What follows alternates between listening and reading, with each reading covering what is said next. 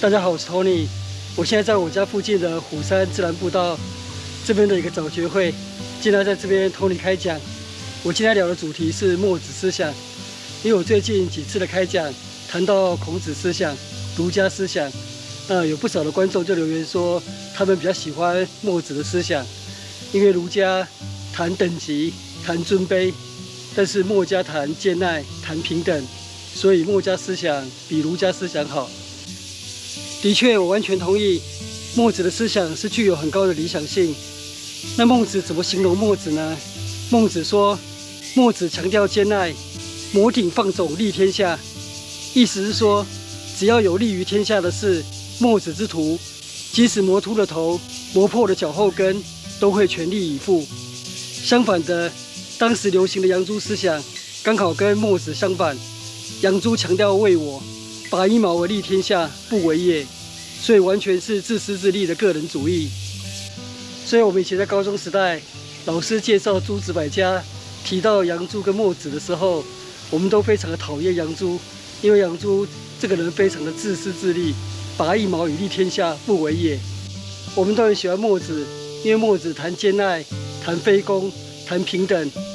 所以如果我们能够交到孟子这样的朋友，那真的是一辈子的福气。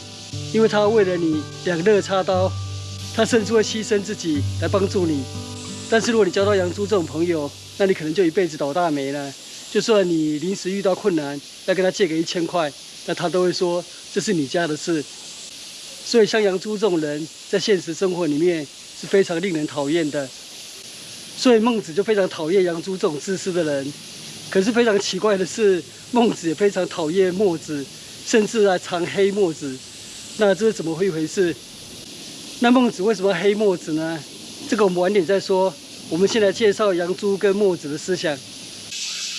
杨朱思想、墨子思想刚好是互相对立，一个是极端自私，只追求自己的利益；一个是极端忍耐，追求人人平等。如果我们以个人品德的理想性来说，那杨朱是0分，墨子是100分。但是如果一个社会的制度是要以杨朱思想为核心，或是以墨子思想为核心，哪一种制度比较好，那就不一定了。因为我们现在所看到的社会，其实是自私的杨朱打败了兼爱的墨子，墨子被打败了。为什么呢？我就说一个故事来说明杨朱思想跟墨子思想。就是有2个村子，一个村子是信奉杨朱思想，那一个村子是信奉墨子思想。那我们先谈信奉杨朱思想的这个村子。这个村子里面，每一个人都非常的自私自利。那每一个人整天都会想说，我怎么样把别人口袋里面的钱赚进到我自己的口袋，那让自己能够多累积一些财富。那别人的死活我不管。那有一个人，他是开早餐店，那他看到村里面的早餐店都是6点才营业，那他就想说，那我就5点营业好了，我早1个小时营业。那有一些早起的人，他肚子饿，那他就非得到我的店里面来消费不可，那我就可以多赚一点。那结果真的如此，但是没过多久，全村的餐厅、全村的早餐店都变成是早上5点营业了，因为大家都想多赚一点钱。那有一些晚餐店，本来大家都9点就停止营业了，就收摊了。那也开始有一家，他营业到12点，因为他觉得说，那早上是这种情况，那晚上9点以后还是会有人肚子饿啊，那他可能也懒得自己煮，那我营业晚一点，我就可以多赚一点。那结果没过多久，这个村子里面的餐厅都营业到晚上11点、12点了，到后来变得是有24小时营业的餐厅。那这个村子里面的消费者当然也是非常自私自利，他走到街上这边2家餐厅，那他想我这一顿就是吃100块钱，但是我吃100块钱，我一定要 CP 值最高的，所以这家店很多人在吃啊。听说这边的面非常好吃，那另外一家店都没有顾客，老板跟老板娘愁眉苦脸。那他心里会不会想说，哎呀，我们应该要兼爱，看这家老板愁眉苦脸的，那我应该同情他，那应该偶尔要照顾一下他的生意啊，所以我今天就吃这家好了，虽然他面比较难吃。那会不会有这种人？当然有，但是基本上是非常非常少，因为每一个人都是自私自利的，那我当然要选择菜比较好吃的、面比较好吃的、服务比较好的、食材比较新鲜的。那村子里面的餐厅当然就竞争越来越激烈，每一家餐厅的老板都要想办法研发自己的新的菜色，那希望能够更吸引消费者。所以这个村子每一个人都自私自利，但是每一个人自私自利的结果，却促使这个村子的整个服务跟技术都越来越进步，那经济越来越繁荣。那这就是奉行养猪思想。那也有人说，这就是资本主义的精神。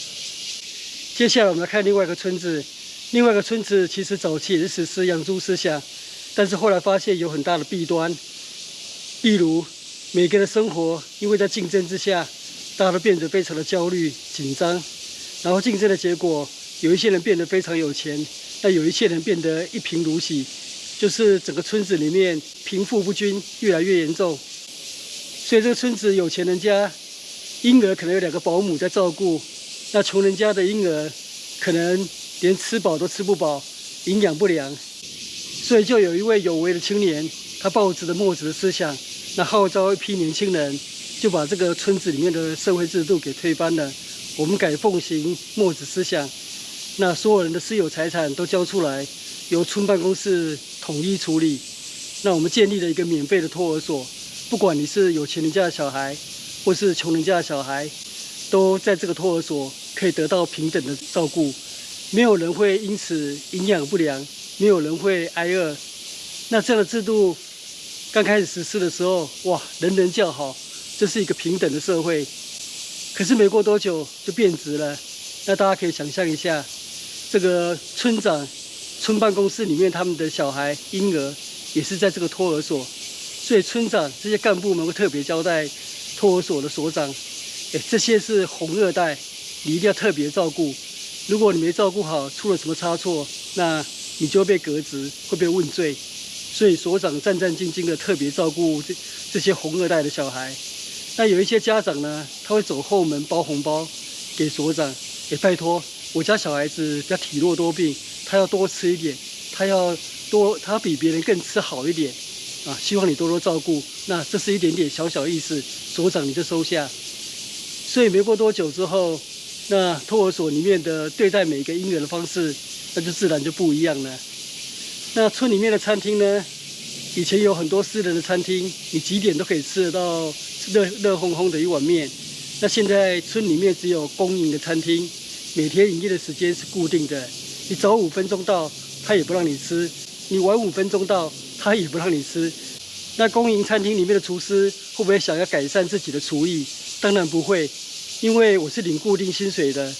那如果你不满意我的厨艺，不想在我这边吃，那更欢迎啊，你去另外一家公营餐厅啊，那边生意更好，那厨师更忙，可是他领的薪水跟我一样，那我为什么要煮好吃给你吃？然后大家都喜欢来我这边吃，那我自找麻烦呢？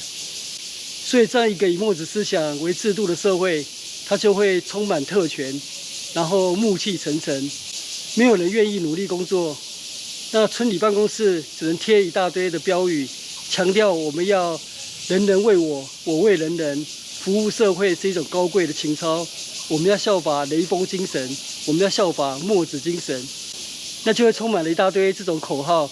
但事实上不会有什么效果，因为人的本性就是养猪这种自私自利的本性，所以这个是江山易改，本性难移。所以墨子的现代思想追求平等的社会，有人说这就是共产主义的精神。那么孟子为什么要批判杨朱，又批判墨子呢？因为墨子认为杨朱的思想太自私，那墨子的思想强调兼爱无私，那无私这个是违反人性的，因为只要是人就会有私心。儒家认为人性是自私的，所以我们的爱一定要有亲疏先后之别。我们会先爱自己的孩子、父母亲、家人，然后再像同心圆般的一圈一圈扩散出去。所谓亲亲的人民，人民而爱物，老吾老以及人之老，幼吾幼以及人之幼。而墨子本人及少数信徒，或许真的能够做到摩顶放踵，以负天下之力，但是真正的人性是自私的，大部分的人是做不到的。所以杨朱的思想令人讨厌，但是资本主义就是立基于洋猪思想。那墨子思想令人尊敬，但是如果一个社会实施墨家主义的话，那么可能会造成史诗级的灾难。不过，如果是作为个人的价值跟信仰，那么墨子思想是伟大的，也值得我们学习。例如台湾台东就有一位陈树菊女士，那她是在市场里面卖菜，算是摩顶放踵，很辛苦的赚一些微薄的利润，可是却很无私的把她所赚到的钱都回馈给社会。那这样的人当然非常值得我们去敬佩。那会不会有人在陈树菊的脸书或 IG， 假设他有的话，就留言说你喜欢墨子思想，那我没问题，我尊重你，但是我必须告诉你，墨子思想如果发挥到极致的话，那么就是共产主义。那会不会有人上去留言？当然不会。为什么？这就是他个人尊奉的理念跟价值而已。那绝对不会有人会去批评他。可是反过来说，如果有一个人，假设他的名字叫 Tony， 他个人非常喜欢儒家思想，那他只是自己修身养性，他也不是拿这些思想来修理儿子，或者像王莽一样，他主张这个国家的治理都要遵循儒家传统的经典。他就像陈树菊女士一样，他只是他个人喜好而已，他个人去奉行。因为他看到现在这个社会，很多人在网络上就是动辄当酸民，呛别人、骂别人、酸别人，那他就会觉得说，孔子说己所不欲，勿施于人，所以我不会干这种事。那他看到这个社会上有很多败德失伦的行为，这位Tony先生就会认为说，那儒家思想教导我行己有耻，我不要去做这种违反伦理、违反道德的事。那这就是他个人的喜好而已。陈树菊女士